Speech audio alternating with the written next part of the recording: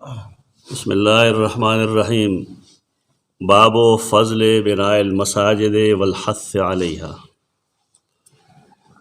दे बाब के मुहद्दिस हदीस यो खई कि दागे ताल्लुक़ द जुमात द आबादवलो सवाब सर दे। खलक खुदा वही चे यो द जुमात ज़ाहिरी आबादवली बल बातिनी आबादवली। बातिनी दाई चे इबादत पके के अगे न शक निश्तर है, लेकिन कम सड़े चज़मक वक़फ़ कई बिलफ़र्ज़ या प जुमात के ख़र्चा कई या ज़मका अखली या दागे मटेरियल के दे से इमदाद कई दा टोल दा अल्लाह द रज़ा द पारी परे वजह बुनियादी अजर दाग चादे चाचे द ज़मके कार कर दे। ज़मुंग खलक सवाब अरस के गटी वड़ा वड़ सुजुनो के बसवाब गोरी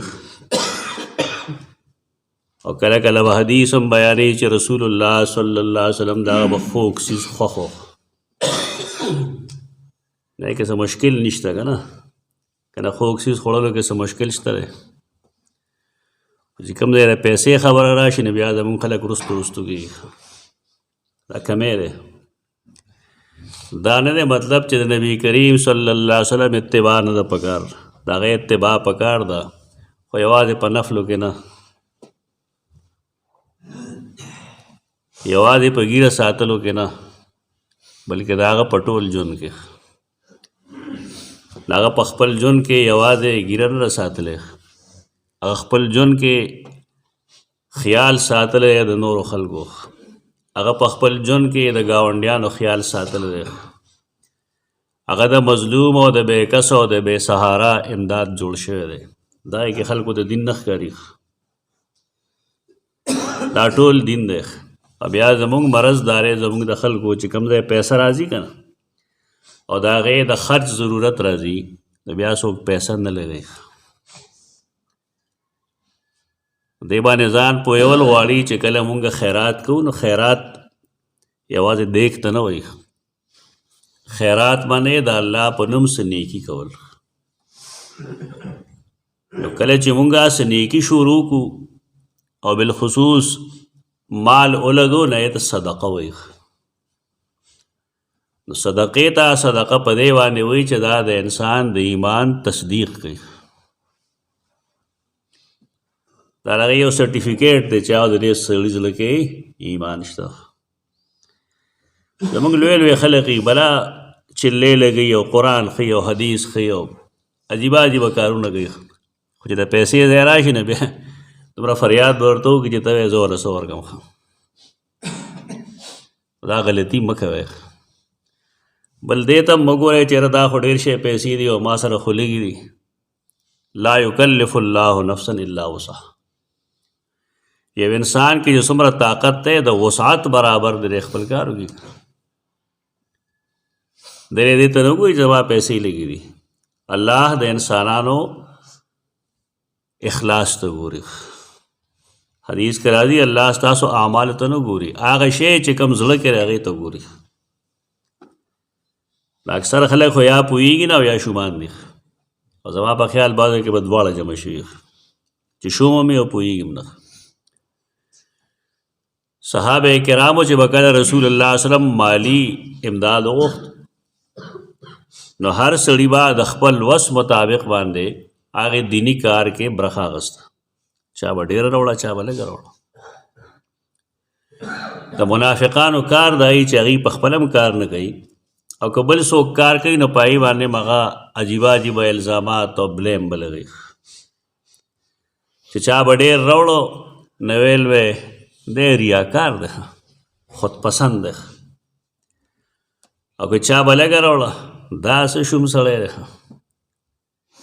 दा मरस्ता तो टोलो के दाओ बास है रजाना तो पखपल सके खपल सुमर वर्गली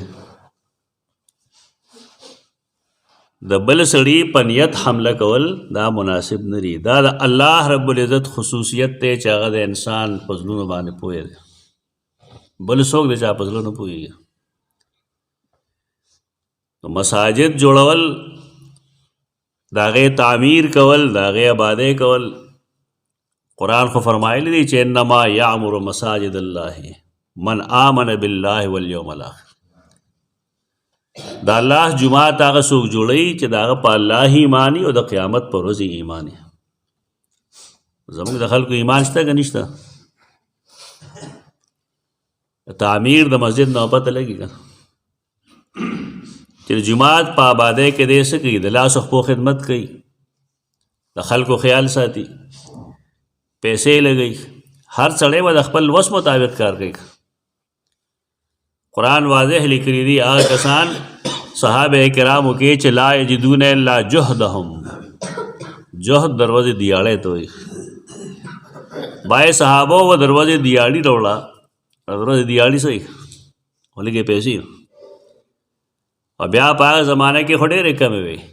فیسخرون منهم، نو دې منافقانو به پای پورې خاندل چې دې نه به څه جوړ شي، څه به دې جوړ شي. دا مرضونه ځان کې مه پرېږدئ. د خپل وس مطابق د جماعت خدمت کوئ. جماعت آبادول دا د مؤمنانو کار دی. او تاسو خو دې باب کې بلا سې قصې او احادیث واورېدل چې کعبه چا آباده کړې وه، بیت المقدس چا آباد کړو، مسجد قبا چا آباد کړو، مسجد نبوي چا جوړ کړو. د دې ټولو څیزونو مقصدونه دا و چې جماعت جوړول د انبیاو کار ده. کم کس چې دا ځمکه وقف کړې ده، دا زموږ چې پکې ناست یو څومره موده وشوله، موږ د هو موږ لیدم نه دی سړی. تاسو که څوک داسې شته چې هغه یې لیدي؟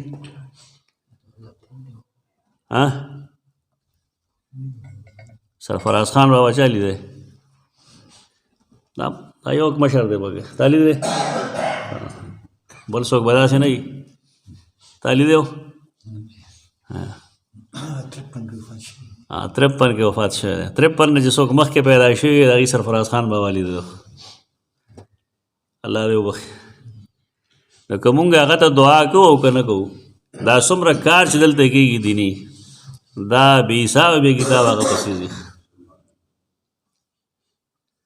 هغې نه وروسته بیا ډېرو خلقو دې کې تعمیري کار کړی دی. بعضې سړی لږ تنګ نظر وي که نه، یو حاجي صاحب تنګ نظر و، الله دې وبخي. مونږ چې دی آبادۍ به کوو، نه به وایي چې ښه زما هغه جومات نو ما یې مونږ بار خو نه خرڅه کړې نه، خو دې جومات کې پرته ده که نه، هغه ملبه هم دې جومات کې ده که نه، هم په دې ملبه باندې مونږ سجده کوو. نو ستا اجر ته خو نقصان نه رسي. دا ذهن مه جوړوئ ځان چې زما هغه یې وغورځوه، ستا هغه اصل وغورځوه، ضرورت به وکړه. د ضرورت مطابق خلک آبادۍ روانوي او سموي. او هغه آبادۍ که تا په هر نیت باندې کړی و چې کله هغه جومات قایم دی نو پای کې ستا اجر دی. دا حال دی د هغه چا چې هغه د الله دپاره یو جومات جوړ کړي، ځمکه وقف کړي. یو بني آدم پکې لګولی دی په مسجد کې یا په کارېږي، د هغې لاندې څومره مونځګزار مونځ کوي او هغې ته سهولت وي. ستا به خیال هغه ته اجر نه وي. په 2-2.5 روپۍ د ځان له بلا شي اجر وګټي. خو دې ته تاسو پام مه کوئ. ستاسو جیب کې لړم ناست دي که نه، چې کله جومات کې د پیسو لګولو ځای راشي دا ټولو جیب کې لړم وي. دا کمزوري ده، دا لرې کړئ د ځان. لږې لږې پیسې خلک جمع کړي، خپل کار به روان کړي. په 2 کسه، په 3 کسه، په 4 کسه یو کس وکړي، یو کار وکړي. او بالکل هغه شانته شی کوم چې رسول الله صلی الله علیه وسلم جومات جوړو او په خپله ګټې راوړې. د مسجد نبوي ځمکه هغه په پیسو اخیستې وه. د هغې وجه دا وه چې هغه د یتیمانانو وه، چنده یې ورله هم کړې وه. پیسې کمې وې نو څه یې پکې د ځانه ور واچولې او هغه جومات یې واغست. خلکو وویل صحابه کرامو، ترونو ماماګانو چې یا رسول الله دا زمونږ د طرف نه د دې طرف نه وقف دا. هغه ویل نه، دا یتیمانان دي. د جومات اهمیت دا شته په دین کې ډېر زیات دی. دا یې وجه دا چې د مسلمانانو د عبادت ځای دا د الله پسندیده ځای دی. نو دې کې ښایي موږ ته فضل و برای المساجد. هسې موږ ته یې ټولو حدیثونو نه معلومه شوه، خدای بالخصوص وایي فضل فضیلت ته وایي. بنا جوړول، غوروالی فضیلت د جوماتونو جوړولو، والحث علیها او په دې ترغیب. یعنې د الله رسول موږ له ترغیب هم راکړی دی. ثواب هم راته ښولی چې که ته دا چلو کې که نه نو تعالی به الله دومره اجر درکړي. په دې کې حدیث دی د سیدنا عثمان بن عفان رضی الله تعالی عنہ. هغه حدیث کوم چې عبید الله خولانی نقل کړي چې انه سمع عثمان بن عفان یقول، مسجد نبوي چې کله جوړ شو نو تاسو هغه حدیث اورېدلی و چې هغه ځمکه کې څه کندې وې، ګټې مټې به پکې هغې لرې کړې، صفا یې کړې، د مشرکینو قبرونو هغې ته وباسل. همدې کتاب کې تاسو ویلي دي، غالبا یو هفته مخکې به ویلي دي. او بیا هغې نه وروستو کجورې لرې کړې او کجورې هغې سې مخکې غاړې ته ودرولې، باډر یې ته جوړ کړو، سنیچک جوړ کړو، دا کچه و. او دا راته د سیدنا عثمان تر دور خلافت پورې په 30 هجری کې 13 هجری کې عثمان رضی الله تعالی عنہ د هغې په ځای باندې منقش ګټې راوړلې. هغه ګټې چې پای کې څه نښې نښانې جوړې کړې شي، رنګونه پکې نه وي، خو خلک پکې څه کار وکړي، چڼی باندې او څه یو څه باندې څه بل څه باندې دې ته رخام وایي، منقش کاڼي دی راوړل او په هغې باندې مسجد نبوي جوړ کړو. صحابه کرام هغې د حق په ویلو کې چا خیال نه ساتي، هغې په دې خفه وو چې د جومات کې نقش و نگار والا کاڼي ته ولې لګی، دا نه دي پکار. دا نه دی مطلب چې عثمان رضی الله عنه نه پوهېږي، کله پوهه سړی لیکن د هغه خیال نه، خیال هغه دا کړی چې دا حدیث ته ورپسې حدیث دا چې من بنا مسجدا یبتغی به وجه الله بن الله له مثله فی الجنه، چې څنګه جماعت د جوړ کړي که نه نو دغه شان جماعت به الله په جنت کې جوړوي. او د هغې نه د هغه خیال لري چې دا جماعت منقش پکار دی، ښکلی پکار دی، کاڼو کې څه نښې مخې کې وشي نو خیر دی. لیکن صحابه کرامو د هغې سره اختلاف کړو چې نه، دا ګټې واپس کا، نورې ګټې راوړه چې هغه منقش نه، صاف دي، ښکلي دي، خو چې منقش نه. صحابه کرامو مخکې هغه نه شو کولی وی. د هغې وجه دا ده چې الله رب العزت ته یو سړی کوم ځای ودرېږي نه دی بېشک ښکلي بارو به دې ومي، لیکن د جماعت د شان مطابق دی. د جماعت شان دا نه یا تاسو لړ شئ جماعتونه وګورئ ته وایې نعوذ بالله ګنې د نایانو دکان ته راننوتم، دا شوخ تیز رنګونه، ستا خیال به دا نه چې دا زمونږ مسجد دی، د عبادت ځای دی، بلکې خلک چې لړ شي نه په رنګونو کې ډوب شي چې ډېر ښکلی کار یې نه دی کړی. صحابه کرامو دا نه دي خوښ کړي، رسول الله صلی الله علیه وسلم هم نه دي خوښ کړي. یو کپړه پرته وه رسول الله صلی الله علیه وسلم مخکې دیوال باندې، هوا به تله راتله نو هغه کپړه به داسې بره ښکته کېده، په یې باندې منقش وه، څه ښکلي ښکلي څیزونه وو پې. رسول الله صلی الله علیه وسلم چې مونځ وکړو نو ډېر په کراهت سختۍ سره هغه کپړه راواغسته، خو یې وویشته او ویې فرمایل دې زه مونځ کې مشغوله کولم. هغه شی چې هغه مونږ د مونځ نه اړوي هغه انساني شی نه دی، دا شیطاني څیز دی. جماعت دې بېشک سړی جوړ کړي که سهولتونه پیدا کړي که نه. زما اراده دا ده انشاءالله العزیز چې د جماعت کې مونږ هغه شی ولګو چې هغه دغه باندې چلیږي، سولر باندې، او دې ورځو کې هغه ګرمه هوا کي او په ګرمۍ کې چې کوم دی یخه هوا کوي، دا سهولت دی. د دې فایده به دا وي چې مونځګزارو ته به ارامي، چې کله مونځګزارو ته ارامي نه وي به جومات ته راځي. نو مونږ چې جومات کې 2-3 سهولتونه ورکړل، زمونږ جمګټه ډېره شوه که لږه شوه؟ ډېره شوه. دې کې فایدې، یعنی یو سړی چې کور کې ځان له کوم سهولت ګوري، که هغه مسجد کې مونږ یو بندله ورکړو نو څه چل وی د یخ اوبو انتظام وشي.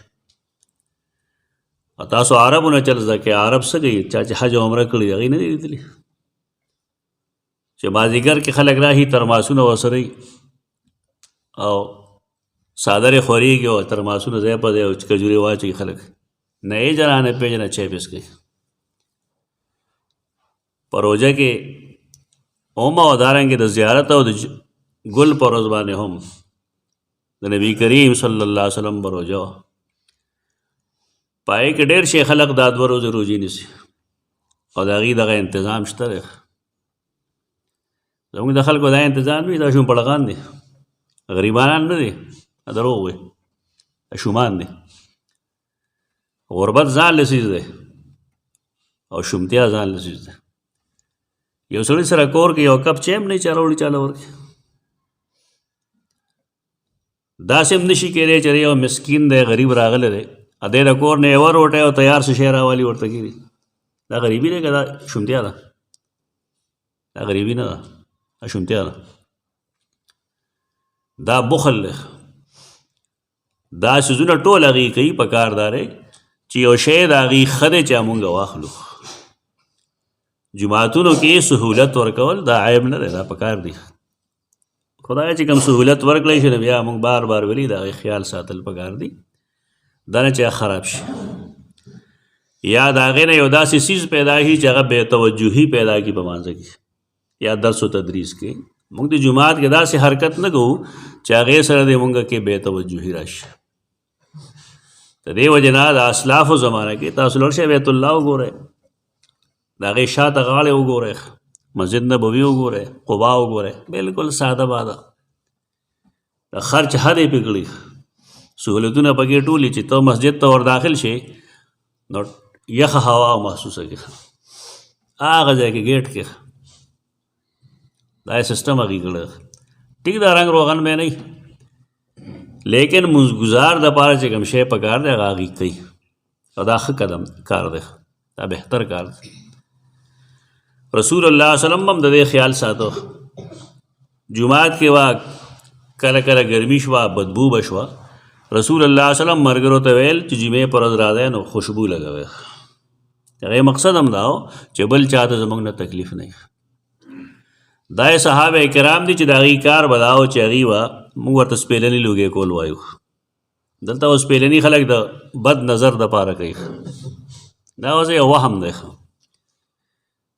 دا واهمه ده وهم دی په دې سره نظر نه خوا کېږي دومره دا چې کم جرثومې د هوا د وجې پیدا شوي زموږ په کورونو کې نو هغه دې سره ختمېږي دغه لحاظ سره ښه شی دی موږ ته یاد دي چې کله به انسانان او ځناور یو ځای اوسېدل که نه په کمره کې نو میندو او نیاګانو به سپېلني لوګې کول روزانه د دې دپاره چې بدبو ختمه شي انسانان به څاروو سره پاتې کېدل لیکن دا بیماری نه وي دا کومې چې اوس دي ساده خلک وو لیکن په دې پوهېدل چې دې څیز کې دا فایده شته زموږ خلک والله اګرباتي روړي چې تماکو نه جوړېږي او تماکو کې چې کومې برایې دي نه په اګربتی کې هم دی دا یې صحابه وو چې هغوی به دغه چل کو هغه ته مجمر وي مجمر جمره سروټ کې ته وایي مجمر هغه سړی چې هغه سره سروټ کې دي او پایې باندې هغه څه عود اچولي دي هغه بوی کوي اوس خو د هغې عود بل شان شوي دي که نه ډبي کې یې بند کړي او حرم کې هم ګرځي ځای په ځای لوګې ته وځي او خوا بل خوا دا د ثواب کارونه دي دا دې دپاره ښیم تاسو ته چې تاسو هم په دې عمل وکړئ چې ته سپېلني وګورئ او 2 ورځې یا 3 ورځې پس جماعت کې هغه لوګې کوئ چې د سره لاس کېږي او غیر چاپېر ګرځئ دا کیسې نه کوم درته عمل تم تیاروم چې تاسو هم دا کار شروع کړئ مصنوعي نه سپرایمری نه قدرتي چې کومه خوشبو ده جماعت کې هغه پکار ده دا سهولتونه دي د الله رسول یې پیدا کوي د منځګزارو دپاره مسجد نبوي چې کله جوړ شو نو د هغې چت موږ مخکې وویل چې د کجورو د پاڼو خو چې باران به وشو دا به څڅېدو صحابه کرامو چې مونځ کو نو د هغې تندي ټولو خټو کې هغې سجده وکړله رسول الله صلی الله علیه وسلم فرمایل وروستو چې راځئ بل ټایم له نو هر یو کس ځان سره په خپل خپل لاس کې یا په خپل خپل څادر پورې لږه لږه شګه وتړی راوړی دا سهولت دی که ای خو هغې کې هم مونځ کولی شه مونځګزار له سهولت ورکول دا پکار دی جماعت کې د څومره چې کېدی شي سهولت پیدا کول پکار دی هر څنګه چې کېدی شي دا عثمان بن عفان رضی الله عنه چې کوم کار کړو دا په 30 هجری کې هغه شروع کړو 30 هجری دا تعمیر نو دا صحابه کرام خفو بعض محدثین دا وایي چې ای په دې خفو چې نه د رسول الله صلی الله علیه وسلم د لاس چې کومه باده او هغه خدای او دا غي د خوال نه څوک انکار کوي خو کجوري بس مره مدت تیری کی دا کتم سوچ پکار دی دا خو خبره ده چې د زوړ سړی هغه آبادې دی وی لیکن کجوري یا داسې کمزوري سوزونه دا بس مره مدت کوي او چې کله سبب قوي دی نو ټیک دی ودی نړۍ 30 هجری کې هغه دا شروع کړو او دا برابر شو په 35 هجری کې او 35 هجری کې د تعمیر نرستو سیدنا عثمان شهید کړی شو 15 کال کې دا مسجد جوړ شو 30 نه 35 پر اصل ډېر فینسی خو نه خو کار ویل لګ کو دومره دولت خو نه چې بس مخې سره لاندې وځه په یو میاشت کې ورسو عثمان بن عفان رضی الله عنه هغه ویل عند قول الناس فی خلق د هغه په باره کې خبرې کولې حين بنا مسجد الرسول صلی الله علیه وسلم کله چې هغه د نبی کریم صلی الله علیه وسلم جماعت دوباره جوړ موږ مخکې ویلې دي بار بار چې دا شین قالین والا کوم مسجد دی دغه د رسول الله صلی الله علیه وسلم مسجد دلته کې غیر چاپیر د امهات المؤمنین کمرې وي کمرې ته حجره وي جمع حجرات راځي حجرات او ازواج النبی صلی الله علیه وسلم داغه په یو ټایم باندې نه ښځې وي نو نه کورونه دغلته کې د سیدہ عائشہ چې کم کور دی کم دی چې اوس هغې آرام فرما دي رسول الله صلی الله علیه وسلم ابوبکر صدیق او سیدنا عمر رضی الله عنهما دا دومره کورونه رټولو رسول الله صلی الله علیه وسلم او د ټولو دروازې چې کوم دی بار ته ویښ ما سوا د سیدہ عائشہ رضی الله عنها او د سیدہ فاطمه کور هم دغلته نږدې و نو هغې دا کورونه د امهات المؤمنین دا بیا وروستو په مسجد کې شامل کړی شوي دي هغه زمانه کې نو جماعت ته ضرورت پیښېده نو قربانۍ ورکوي خلک په دې زمانه کې هم ډېر خلک داسې شته چې هغه وګوري چې جماعت ته ضرورت دی دا ځان له ځمکه بل ځای واخلي خپل کور پرېږدي خو بعض ډېر ضدیان یې په نصیب کې ثواب نه که ته ورته د جماعت کې لږ تنګواله دی تاله د فلان کې ځای کې به کور جوړ کو نه زما د پلار نه کوي مسلماني دې ځای پورې راغلی پکار دی چې موږ خپل اسلامي فریضه وپېژنو زما ځمکه دین له پکار دی چې زه ورکړم بل ته سړی ښودنه نه کوي په خپله دی عمل کوي که خلکو په دې ډېرې خبرې شروع کړې نو هغه ورته وویل انکم اکثرتم تاسو خو ډېرې زیاتې خبرې ما پسې وکړه هر وخت لګیا چې داسې چلو کو ما چې کړي د هغې وجه ده واني سمعت النبي صلی الله علیه وسلم یقول و ما د نبی کریم صلی الله علیه وسلم نه اورېدلي دي فرمایلی من بنا مسجدن چا چې جماعت جوړ کړو ډېر لوی اجر دی دا من بنا مسجدن دا نه چې کنه لوی جماعت ته جوړ شي په بعضې احادیثو کې د ټیټاري د حفظ برابر د هغې د قفص برابر ټیټارې پېژنې تاسو هماغه دا خلک وایي دا تږي شوي دا باران غواړي که نه خلک یې سپېره ګڼي د دې وړه غوندې جالې نو که د هغې د جالې برابر هم د جوړ کړه که نه د دې دا مطلب نه چې جومات دومره مړو کېږي خو محدثین دا لیکي چې هر سړی دومره نه شي کولی چې هغه د 5 میله او 6 میله اوږد جومات جوړ کړي د دې خو یو جومات کې د یو قفص برابر د یو حفظ برابر یا د یو جالې برابر ځای خو جوړولی شي که نه که د هغه خرچ هم دی نه شي کولی که دغه هومره ځای یې جوړ کړی چې په هغې سړی صرف سجده ولګولی شي نو دله هم الله اجر ورکوي. دا نه دی مطلب چې سړی د خامخا لوی جومات جوړ کړي، د خپل وس مطابق د مسجد کې خدمت وکړي. من بنا مسجدن، چا چې جومات جوړ کو یبتغي به وجه الله، چې پاغه تلاش کوي د الله رضا. اخلاص ضروری دی. ابن الجوزی حوالے سره ټول محدثینو شارحینو د دې حدیث لاندې لیکلي دي. ما خو د خپل کتاب کې نو منتقل خو بار کیف ټول لیکي، کاغه ابن حافظ ابن حجر دی او کاغه زیلعی دی او کاغه بل او قبل له ټول لا لیکي چې ابن الجوزی لیکلي دي چې اوسړې جمعات جوړ کی او پاغه باندې خپل نوم لیکي. جمعات جوړ کی او خپل نوم په لیکي، د دې سړي اخلاص نشته. دا سره جوړه نوم په سره لیکي ته دې لپاره چې خلقو ته پته ولګي، کله الله ته پته ولګي. الله ته پته ده. اخلاص داري چې سړی خپل نوم په خپل جماعت نه لیکي، ضرورت نشته. ابراهیم او اسماعیل کعبه دوباره تعمیر وکړي، هنوم نو لیکل. قباء مسجد نبوي جوړ شوی دی، نمونه ټیک داغه دي، لیکن په هغه چانوم نشته. نو خلک وی د ازمکه چونکې فلان کی ورکړی لهدا داغه نوم په لیکو، وی داغه ثواب مه خرابوه.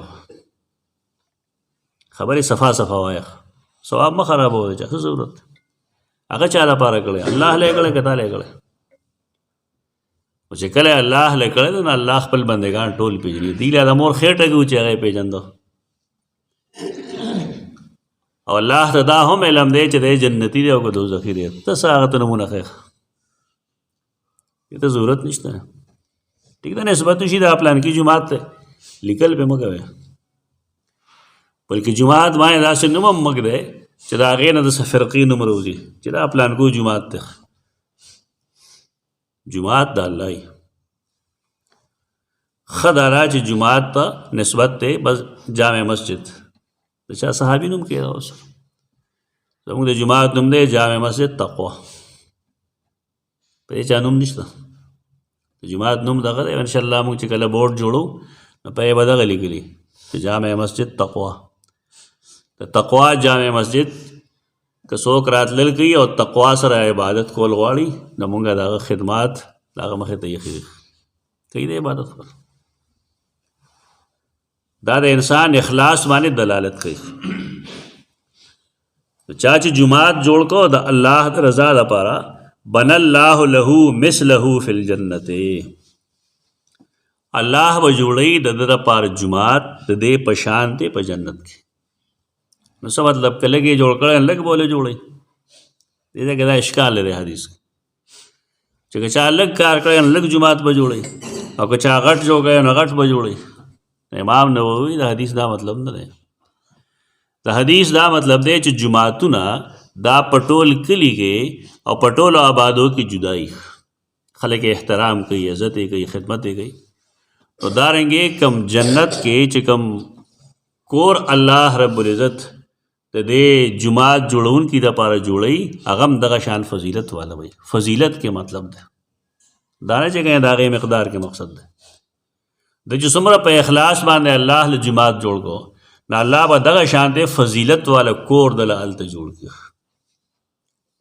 تاسو غواړئ دا چې الله یې تاسو له فضیلت والا کور جوړ کړي، نو ټول به وایي چې عمل به څوک کوي؟ تش په غوښتو خو نه کېږي، دا به ته عمل کوې نو هلغې به کېږي. یو سړی راشي او ستا نه د امداد دپاره جومات دپاره امداد غواړي، ورکړه لږ. موږ ته پته ده چې ډېر خلک دوکه باز وي، بې شمېره خلکو کاروبار هم جوړ کړی، دا حقیقت ده. لیکن ته چې چا له ورکوې نه خو دا نه دی که خو جدا یو ذات دی.